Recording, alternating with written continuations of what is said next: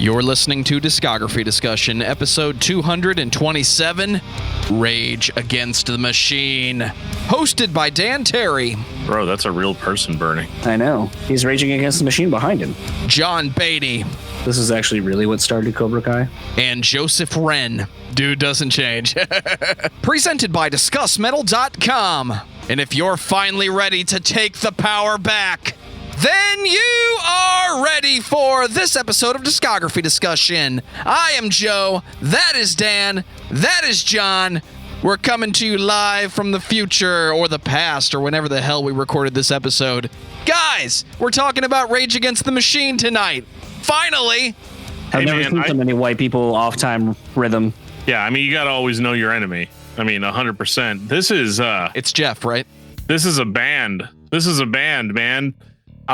This is one of the easiest listens I've ever done for a podcast episode. You're welcome. 3 in, 1 cover record, you're out. I mean, and it's all relatively enjoyable despite the just horrible inspiration that some of the lyrical content was inspired by. I almost said horrible lyrics. I don't think that they have horrible lyrics by any stretch. As a matter of fact, if there's a band that you might want to take some notes on how to write effective lyrics, Rage Against the Machine might be one of the bands that you want to take notes from. Rage is that band that confuses me on the definition of the word dated. Because sometimes I listen to Rage Against the Machine and it doesn't sound dated. It is extremely dated, but it's still relevant. It's still popular. It's not like listening to Nirvana where it sounds like 1991 or 1994. When you listen to Rage, it just sounds like Rage. Maybe a good portion of that is Tom Morello. Because, you know, listening to Audioslave, it just sounds like Audioslave. But the riffs, dude, the fucking beats, the total disregard for your instrument, and Tom Morello's going to be the DJ, not just the guitarist. So he develops ways to create sounds that now everyone rips off when they record insert name of new metal track, because you can do scratchy things on your guitar, guys. It's sweet, and I love it, and I'm annoyed that dude has had a fucking career and hasn't really changed. I think it's really interesting. I've got a fun Tom Morello story that doesn't involve him at all in real life. But I was playing Guitar Hero 2 on the PlayStation 2, and they will have you randomly face off against a popular guitarist, right? And the whole thing is to like slip them. It's like basketball. You have to like do whatever you can to get him to mess up. And I'm kind of like, can Tom Morello really mess up? In the sense that like he can't just make it work. Like whatever the random sound that was made during that guitar battle, that he couldn't have just made that work and played it off like it wasn't a mistake. And I felt that was very unrealistic, makers of Guitar Hero 2. I just wanted to throw it out there that, you know, maybe next time don't put me up against a relatively improvisational guitar player. Like seriously, just get Frank Zappa out here. Let's do it. Let's get Captain Beefheart out here. Fuck yeah. Let me get my Trout mask and we will fucking go. I don't have a Trout mask. I have a replica though. Well, before Dan tries to sell me some fake merchandise, I'm going to take this time to say thank you to everyone for listening to the podcast. Thank you for listening and for subscribing. If you are not a subscriber, then you can find everything Discography Discussion at discussmetal.com. We are on Spotify, Apple and Google Podcasts, TuneIn Radio, Stitcher, iHeartRadio. So if you have an Amazon Echo or a Google Home, you have no excuse. Ask it to play the latest episode of the Discography Discussion podcast, and it will. We're also on Facebook and on Twitter at Discuss Metal. Be sure to like, favorite, and subscribe. It really helps us out. It lets us know you're listening. And now Dan is going to tell us all about 5-star reviews. What's up, all of you people out there in podcast land? Did you know that you can review our podcast? If you didn't know that, I'm letting you know. So review our podcast, and we'll read it on the show. Good, bad, or indifferent. John Beatty, are you ready to rage? Always. So, John. I'm ready. I primal rage. Tell me about Rage Against the Machine. I mean, I don't really know what to fucking say that people don't already know about the band. There's riffs, there's grooves, there's political messages behind them. They're probably one of the most important bands that we still need to listen to because the messages contained within are still relevant. I believe the phrase is, if you do not learn your history, you're doomed to repeat it.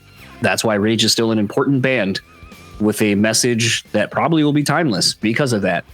I think Rage captures human nature in a way that other bands don't capture human nature. So yeah, I think in that sense, their lyrics will always be relevant as long as they're human beings listening to the music. It's relatable on a level that I think a lot of people are not aware of, and it is interesting seeing people of certain political persuasions championing whatever,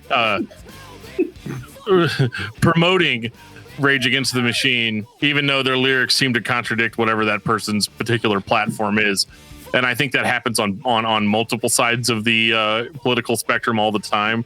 The type of people that are into Rage Against the Machine, it's just laughable to me sometimes when I'm like, did you even listen to what the songs are about? But yeah, like, and I think that's kind of the most interesting thing about this band is that, like, when you look at everything that they stand for, you would think that they would be immediately polarizing, but for whatever reason, they wrote music that was compelling enough for people in the 90s to where it wasn't polarizing. They either chose to ignore the lyrics entirely, which, let's be honest, a lot of people do, or they fully embraced it and they found their own meaning in the lyrics. And so the band was able to propel themselves into superstardom in that way. And I always found that really, really interesting because society doesn't really like extremism. Nope. It's usually downplayed. So a case like Rage Against the Machine is actually really unique, in my opinion, that they are as popular as they are, while having very, very, very polarizing lyrics and ideas. And I guess that's just a testament to the actual music that they played, that it was appealing to people so much that maybe even if they didn't enjoy the lyrics, maybe they just didn't care. I don't know when I first heard Rage Against the Machine, but I know it was after 1992. The consistency of what this band puts on tape is nearly unmatched. Yes, there are cosmetic small differences between the records where if you're paying attention, you know which songs came off of Evil Empire. You know which songs came off the Battle of Los Angeles. But you've heard all of these songs, and you liked them. Even the cover songs. You convinced yourself that those were Rage songs, and nobody cared. It all sounds great. It all works together. The opportunities I've had to see the band live, the DVDs I've watched, the reunion shows that were streamed online, it's like the band never misstepped. So much so that they found their platform and they just stayed there. Why does this band get to do the same damn thing? And everybody loves it. But if somebody else does the same damn thing, they're criticized. Does Rage get away with it because they're unique sounding? They're the only band that sounds like this? I don't think that's necessarily it, because I think, well, actually, let's get into it, I think is the best way to start this. Go for it, John. 1992, Rage Against the Machine. So while I was basically coming into the tail end of this record when it first came out, living back east, Evil Empire was the first record. That was the first new record that I heard when it came out. But listening to this record and having obviously it been around for what, we're almost 90, 2000, like we're almost 30 years with this record at this point. Yeah. It's a thing where, and this can't be understated enough, I think, for this record especially. You know, we were talking about why is this band timeless? So I think that something that makes this record stand out amongst the rest of the records is anyone who knows about Sound City Studios, and about, you know, just the great musicians and the great, you know, the Neve console and the great drum tracking room and all that kind of stuff. If you saw the documentary on that studio, there's footage of Rage basically performing this record live in the room with a crowd of friends. And I think that that's really what permeates into this record, is that feeling like you're catching a band performing live. It just so happens that they're in one of the best sounding studios ever for a live recording, like on tape and so forth. The riffs are killer. I mean, obviously you have Bomb Track, you have Killing in the Name of, Take the Power Back. There's fucking great lyrics. Settle for Nothing, Bullet in the Head, Know Your Enemy.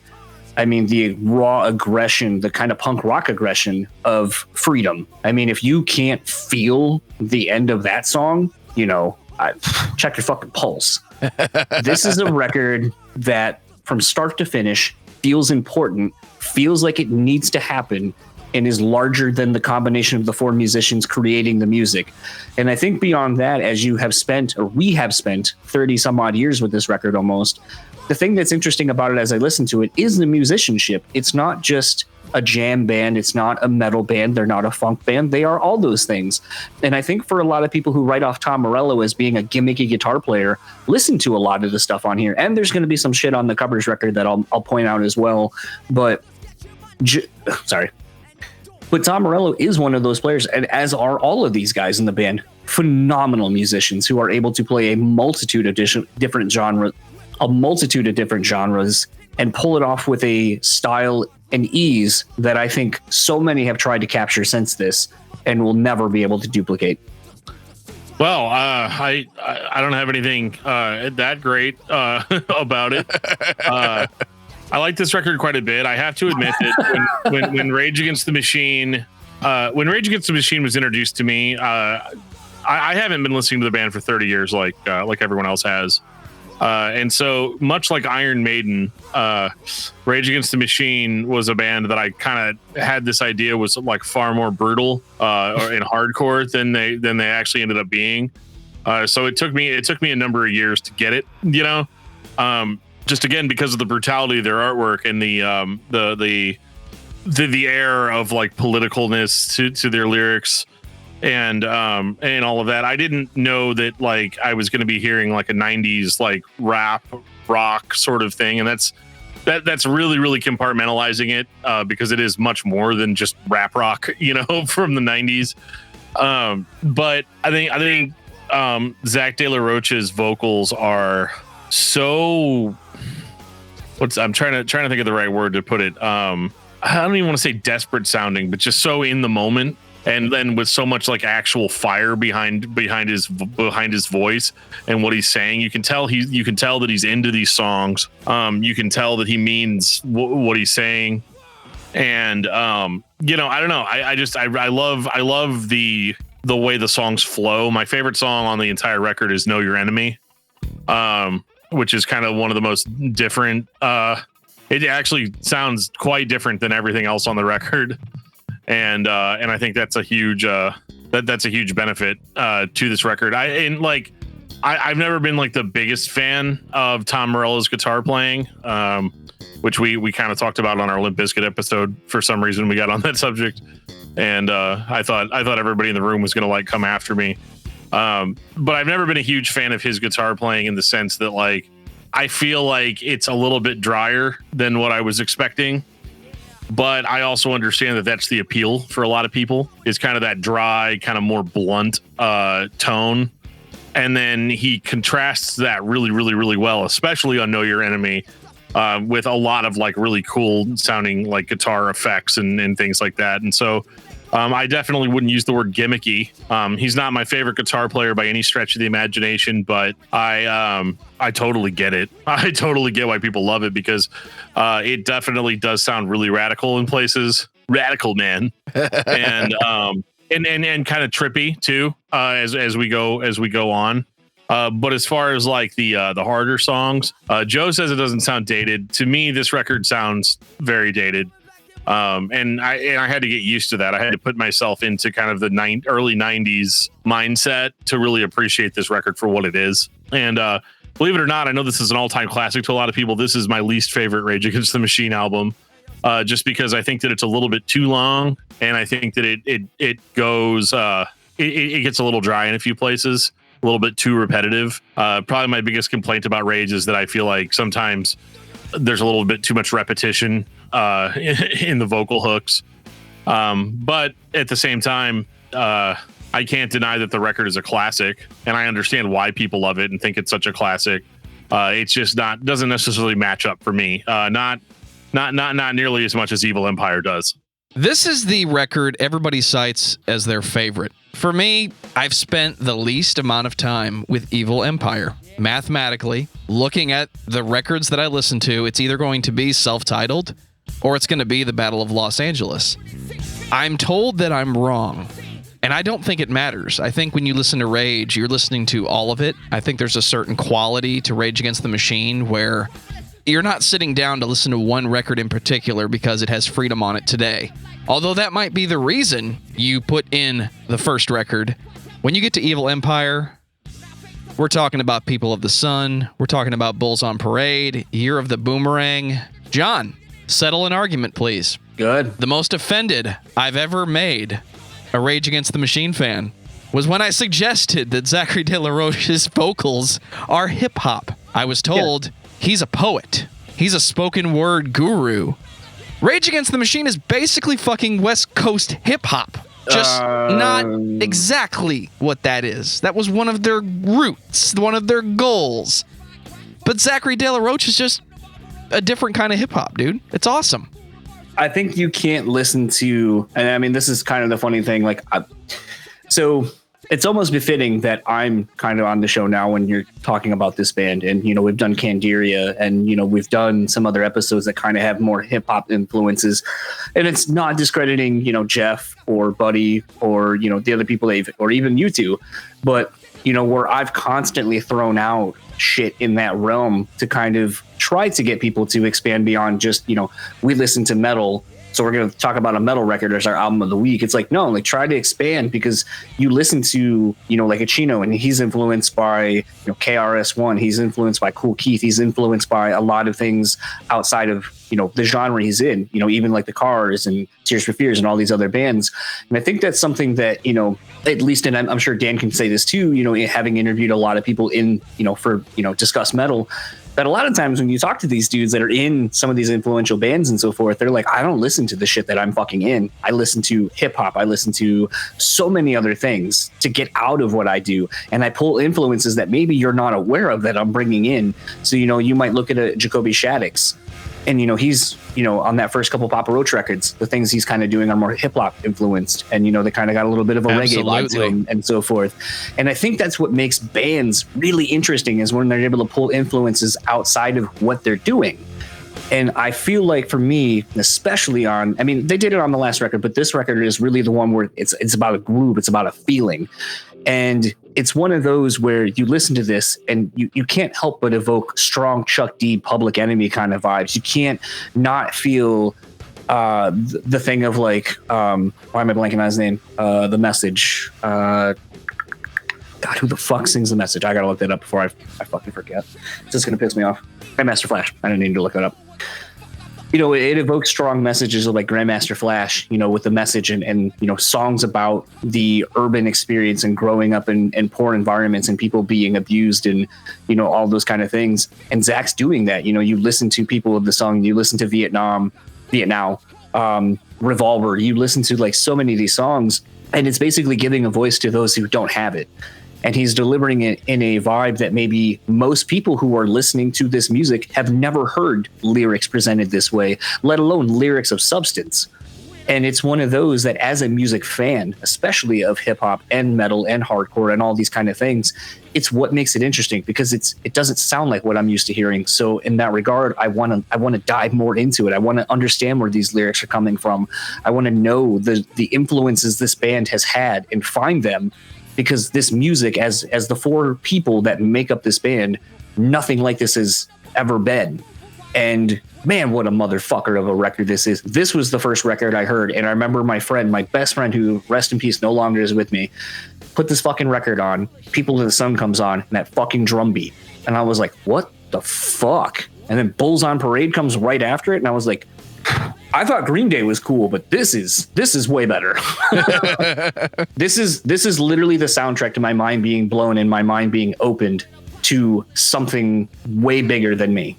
I think that this was, I don't know. What I liked about Evil Empire over self-titled Rage is I just feel like they went harder on this one. It was a much more aggressive sort of attitude. It kind of more lived up to the name Rage Against the Machine for me. I love the cover artwork, Evil Empire, you know, with the kid and the like, almost like the superhero sort of garb. It all works really, really well. I like Tom's guitar playing on this record more. It's a little bit more trippy. Zach De La Rocha sounds basically identical to how he did on Rage Against the Machine, which doesn't change. Which is fine.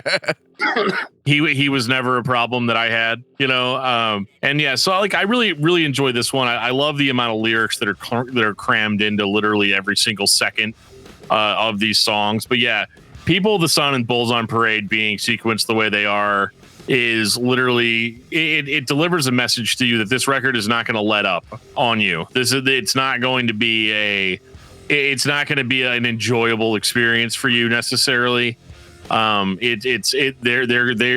These guys are literally shoving their message down your throat, and for almost the first time I've ever seen in music history, everybody's like, yes, more please. And this, I think what I like about this record too is that it's modernized, at least modernized for 1996, where it's starting to blend in with a little bit more with this like new metal stuff that's coming out. It's not that. It's not like, this is not Limp Bizkit, or that sort of thing, but you can definitely see the keys to the kingdom, I guess, so to speak, where new metal bands are like, well, we're just going to borrow some of this sound, but we're going to use it to talk about our feelings. Whereas Rage Against the Machine is talking about their feelings on, the depravity that is, the human race. And I think that like this record, in my opinion, just has better songs. Bulls on Parade being one of my favorites ever. Snake Charmer I like. Roll Right, You're the Boomerang is one of the best album closers I've heard.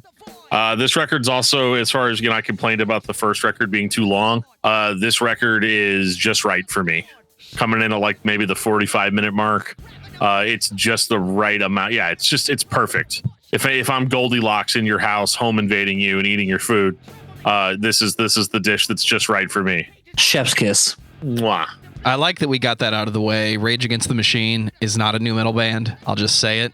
But I can see where the seed of hip hop made its way into new metal through Rage Against the Machine for most people. Most people that are trying to create heavier music in the mid-90s that would go on to be your new metal classics, they're taking those grunge, trippy, atmospheric influences. They're taking the early Korn records, and they're playing at a lower tuning. They're focusing on the rhythm. There's the Sepultura influence, obviously.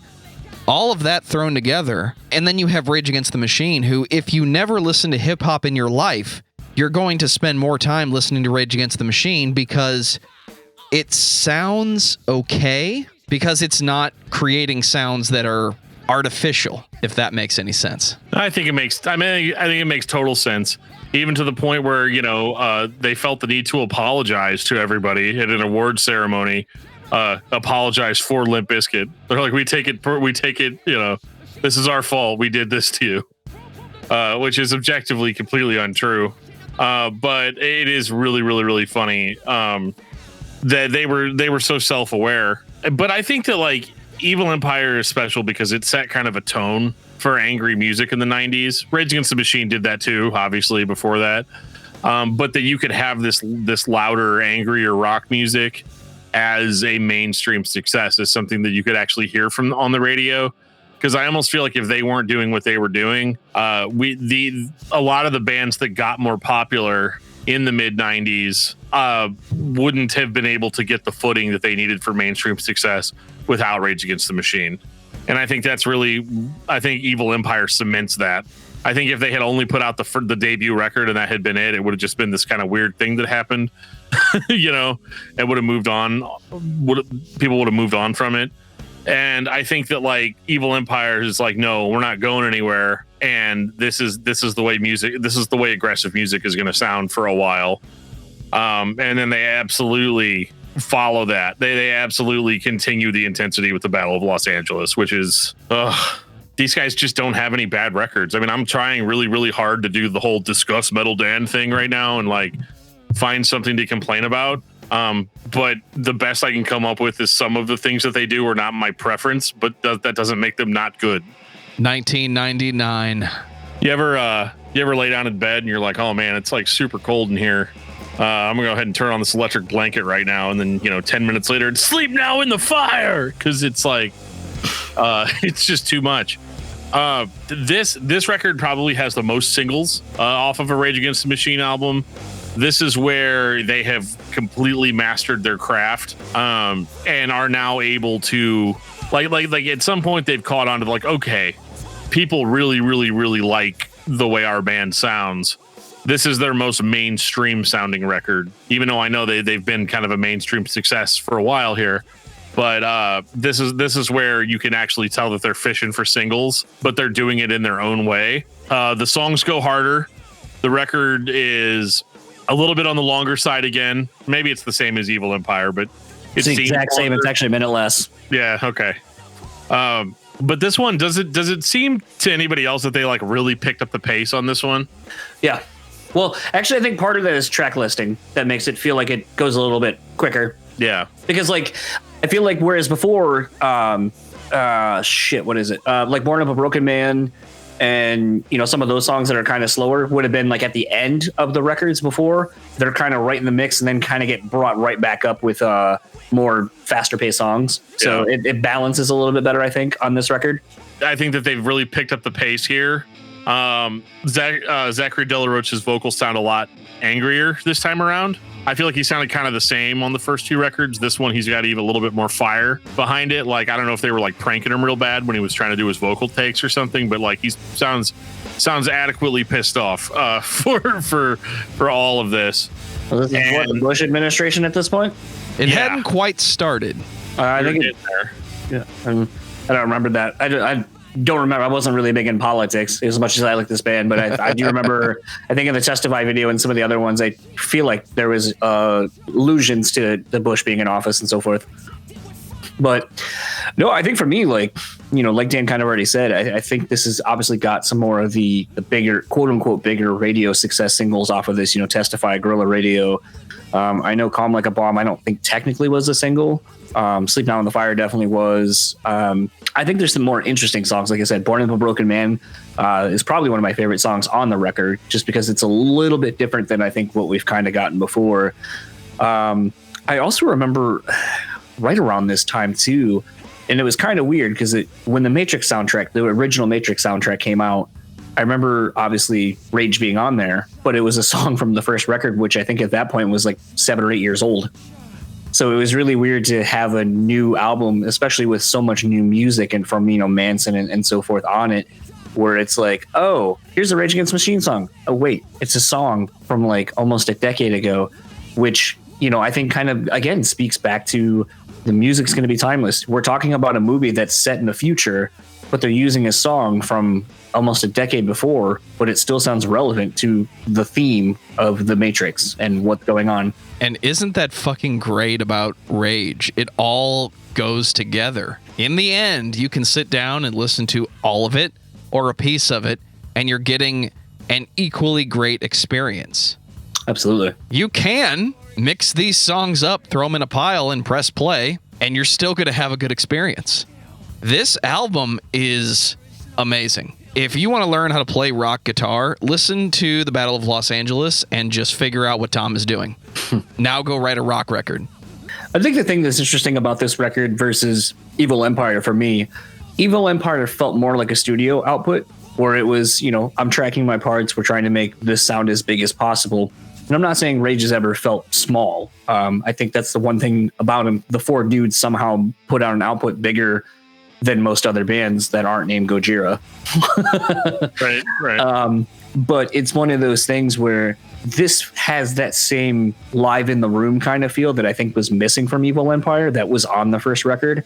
So I do know a lot of people seemingly don't like this record as much, which is weird because it has some of the biggest singles. So it's a very weird anomaly where I think the true Rage Against the Machine fans like the first two records the most, and this is the quote unquote sellout record. But I think this is more in line with the first record as far as just a vibe that you get when you listen to it. Like it's hard to not play this one all the way through. And not feel like you're literally listening to almost a live record of sorts at times. I think you're right, and that's why most people point to Evil Empire as their favorite. If they want to listen to Rage Against the Machine, they're going to put that album on. But those same people will listen to Rage Against the Machine when it's on the radio. And trust me, it's all been on the radio. All 3 records up to this point are on the radio at the same time, and nobody is complaining. And most people probably aren't even noticing. I remember them playing Testify live at the VMAs in 2000. I actually watched that live. And at the end, the bass player just takes his bass off and starts destroying all the stage equipment with it. That was the first time I'd ever seen anything like that, on TV. And I was just like, oh my God, like that right there. It probably the reason I got into hardcore, right? Just seeing that for the first time, I was like, that is the most incredible thing that I've ever seen in my life. And I don't know if it was staged or not. It certainly didn't look like it was. But that was kind of like something that really built up my wondering of like, oh, what is this band Rage Against the Machine like all about? And then I just kind of forgot about them for a long time. And I had to be reintroduced later on. But I very much remember being a kid watching that. Hard to believe that was 21 years ago. What's funny is this is also right around the same time someone had shown me Shape of Punk to Come by Refused. You know, we're a year away from that having been out. And I was like, oh my God, these 2 bands need to tour together. Like, what a fucking great show that would be. Fuck yeah. Dude. And then someone was like, oh, Refuse broke up like a year ago. And I was like, oh. And then now here we are. And Rage Against the Machine breaks up and puts out a covers record. Right. So I was like, well, I guess that's never happening. We going to talk about Renegades a little bit? I think we should. Yeah. I mean, this has been a rather short discography, but I also think speaks to, I mean, you know, the question you kind of asked me earlier about, and actually something I had said. So you asked me about, like, you know, is this kind of hip hop influenced, or where does it kind of fit lyrically and, you know, the cadence of Zach's delivery. And what's interesting to me, actually, it's not interesting to me, but what I think is probably more interesting to a lot of people was the diversity of this covers record. There is a lot of hip hop present on here. Pistol Grip Pump, Kick Out the Jams. I mean, that's more of an MC5 fucking thing. Pistol Grip Pump, dude. Hell yes. But fucking great song. You know, but then you have songs like Beautiful World, which I think is a great cover and kind of sounds more like the song I was talking about on Battle for Los Angeles with God, I love how I completely forget a song title I talked about like 2 seconds ago. And I like how iTunes is being stupid and won't let me fucking play it. The Message. Born of a Broken Man. I think the song like the Ghost of Tom Joad really kind of echoes where the foundation of a song like Born of a Broken Man kind of comes from. Granted, it's probably not a song or an artist you would assume is an influence to Rage Against the Machine, but I think that's the brilliance of Rage Against the Machine is they pull from everything. They pull from so many different styles. I mean, I think what's funny is like even How I Could Just Kill a Man, you know, there's a live version of that on this fucking record. If you had like the deluxe version like I did, you know, by the way, which version of the cover did everyone buy? I had the red and green. Red and blue. I didn't buy it. Oh, well, okay. I'm that guy. Fair enough.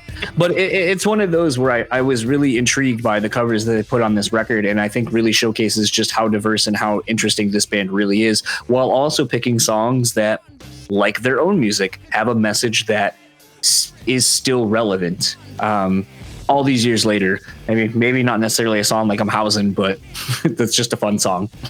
Right. I think it's funny that most people think that these songs are Rage Against the Machine songs. Sound like it. And going back to what I said on the previous album, you've heard these on the radio and you did not care. I think the 2 that stand out the most are Renegades of Funk and How I Could Just Kill a Man. It's all good on here. The Ghost of Tom Joad is still one of the biggest performances I've seen them do live. The room comes down, it gets real fucking quiet, and Zachary starts whispering at you like everyone is on something. And then they move on to Calm Like a Bomb. So, fuck yeah, let's go. I don't think I've ever seen them do Pistol Grip Pump live, but I really wish they would.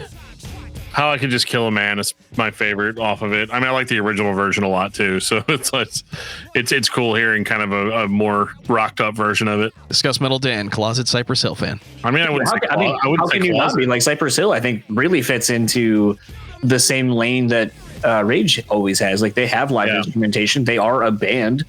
But I mean, look at the fact that, like, I think I talked about it on another episode. Like, you have rock superstar, rap superstar. Like, they cater to both demographics, and they did the same song 2 different ways, and they sound fucking great. Yep. Like, Either And one then is fine. Judgment Night soundtrack. There you go. There's a Patreon you guys should do if you haven't already. Judgment Night soundtrack. I've thought about it. I've got it. Actually, that'd be a great crossover for Roach Coach and this show. They did. They've done it on their show Yeah, they already. probably made fun of it, but whatever. No, I don't think so. Some of it they did. I mean, some of it you should make fun of. But I think overall it's enjoyable. Next month on Patreon, we talk about Free Jack soundtrack. There you go. Let's do it. Who remembers that movie? I wish I didn't. Final thoughts on Rage Against the Machine. Dan. I mean, Rage Against the Machine is a band that has been shoved down my throat my entire life, and normally my reaction is rejection. Rage Against the Machine is one of those bands that I feel like kind of lived up to the hype, whereas most bands don't. I definitely had to change my perception a little bit in order to kind of get on that hype train. But since I've been on it, I mean, I enjoyed the band for what they are. And one thing that I think is really, really cool about Rage Against the Machine is the brevity of their discography. Not because it's easy for me to listen to their records quickly and do an episode. I didn't have to listen to. Come on, did any of us actually have to listen to these records to do this episode? Like again, specifically for the show? Yes, I don't think we did. I did because I had to do it. I didn't, but I think that like with a band like Rage Against the Machine, you run the risk of imagine if they had been putting records out for the past 21 years. We would be what 6 albums deep, talking about how like I don't know, man. Those first 3 were so good, and then what happened? Do you think we would have gotten to that point? No, because I look at a band like Run the Jewels, and I see the stuff that Zach's been doing with them. Yeah. When I went to Sonic Temple a couple years ago, and Tom did a set of solo of playing Audio Slave, and it's just literally him playing guitar. I don't recall there being a band. I just remember him literally playing guitar. Yeah. And he played Rage stuff, and people sang like everyone at the fucking festival came over to watch him play. And, you know, he played Bomb Track, he played Killing in the Name of, and like everyone fucking sang all the parts. It's like those songs are such a fabric of people from, I'll say 50 to like probably 10, because their parents probably, just like you, Dan, pushed it down their throats. Yeah. That it's one of those like where you see it, even though it's not the full band, you still are like, fuck, man, this band is still fucking huge. And if you doubted that, look at how fast those tickets sold out for the Rage Against the Machine reunion that was going to happen last year. Right. But more what I'm getting at is that like if they had continued to release new music. No, I think politically for the past 21 years, I almost think that I don't personally believe that this sound would have aged. Would have no, not that. I think they would have kept updating with the times, because they did update with the times, at least from a production standpoint. But I think that if we got 8 to 10 albums deep, I think that eventually what you'd run into is I don't necessarily know if this sound is sustainable. I don't know if this sound is sustainable over 30 years. So of constant material. Whereas I think the reason these records have legendary status is that, hey, here's this band that was around for 9 years and they put out 3 really, really, really great classic records. And I think that there's sort of a almost spiritual experience with that I think people resonate with. Whereas I think if this band was, had been active from 2000 to now, I think that there would have been a little bit of like okay, we got another Rage Against the Machine album. And that's not like to slam the band. I'm saying it like that it's more beneficial for them to reunite every now and again and do some tours and, and give the people what they want. I think that they had a really, really good sense of knowing when it was time to move on. The thing I wonder now is, will we have the same thing that happened to Refused, where if they get back together, if they get back together to record new music, is it going to be panned because it's not one of these 3 records? Absolutely. I think that we live in a much more musically cynical time than we used to. Look at Tool. I bet everybody would love Tool's newest album if it was still like 1999. I don't know. Well, hold on. You guys talked about this. I wasn't on the episode, but so for me, like, I feel like most people, if you were to ask most people who are quote unquote Tool fans, I think you're really looking at Anima and Lateralis. I don't think people are really like huge fans of 10,000 Days. And I'm going to probably go out on a limb and say most people probably aren't a huge fan of Anima, or not Anima. What was the record before that? I can't remember the name of that Undertow? Undertow. I feel like people probably aren't really a big fan of Undertow and definitely aren't a fan of the first record. Blasphemy. But I'm saying, if you were to go through and ask most quote unquote Tool fans, the two records they're probably going to identify with the most when you bring that up is Anima and Lateralis. Yeah, but I think I guess the point that I'm trying to make is that this band is so well revered because they knew when it was time to move on. I think if they had continued doing this for an additional 20 years, they would not be remembered as fondly as they are now. Do you feel like maybe they would have this is a weird statement to make. Do you think it would have come back around like Limp Bizkit? Oh, absolutely. 100%. Except I don't think they would have gotten the hate that Limp Bizkit had. No? Because, I mean, Limp Bizkit, they were a bunch of cornballs. Whereas Rage Against the Machine was like dead serious. Right. And I think people would have made fun of them for a little bit for being so dead serious about stuff. But I think that overall, I think that they would have still had a legacy. I just don't know if it would have looked like what it looks like today. This is all theoretical stuff. I mean, this is the fun part. Yeah, we are where we're at. But yeah, I think that I started this off as like a final thought, but I had 8 final thoughts and a bunch of questions. So many questions. But yeah, I just, in my opinion, this band is super unique in the sense that, they gave you very politically charged messages and we were all fine with it. And they were mainstream when they really had no business being. No. So, and I guess that's what I meant about my statement of, I think people in the 90s were a little bit more accepting of things that are musically different than necessarily people are now. Because you'd hear Rage Against the Machine. Because if Rage Against the Machine was a new band in 2021, and I heard them on Spotify, I would immediately go out and find 17 other bands that sounded like Rage Against the Machine. And in my own opinion, I would find one that was probably better and super underground that I loved so much. And then I'd be all like, well, yeah, Rage Against the Machine's cool and all, but they're not as cool as, Punch in the Face of the Automobile or something, and then it would be this whole thing. Because that's just how cynical fans are now. So I think, again, they were just at the right time and they delivered something that people wanted and were willing to accept at a time when people were willing to accept new things, new ideas. Well, John is definitely going to get the final word on Rage Against the Machine. I think they are one of the most solid bands ever.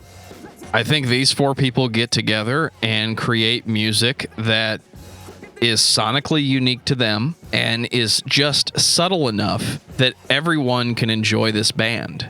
Not everybody's going to be into the message, the standing up for what is right, that I can only think System of a Down did the same way they did around the same time. But I'm not listening to Rage Against the Machine because I'm looking for them to innovate further than they already have. They innovated the day they decided to start being a band and record that first album. I've heard that their first few shows live, it was like the same band that you go and see now if they get back together and play. And the reunion shows that they've done, they didn't fuck up. And I don't know that they ever really fucked up. It's interesting to me that when you take Zachary out of the equation and put Chris Cornell in there, you get a band like Audioslave that sonically sounds like Rage, but not exactly Rage, but it still works. So most of what makes this band great, these musicians playing these songs, they're on the same wavelength, and we all are too, because here we are listening to Rage Against the Machine 30 years later.